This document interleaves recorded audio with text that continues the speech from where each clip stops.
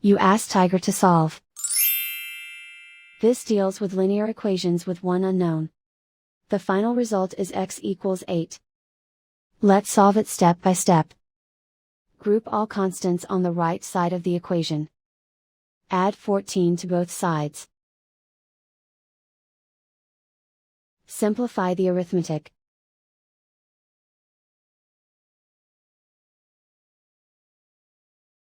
Isolate the x.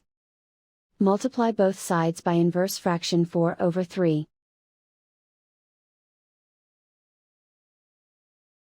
Group like terms. Multiply the coefficients. Simplify the fraction. Multiply the fractions. Simplify the arithmetic. And so the final result is x equals 8.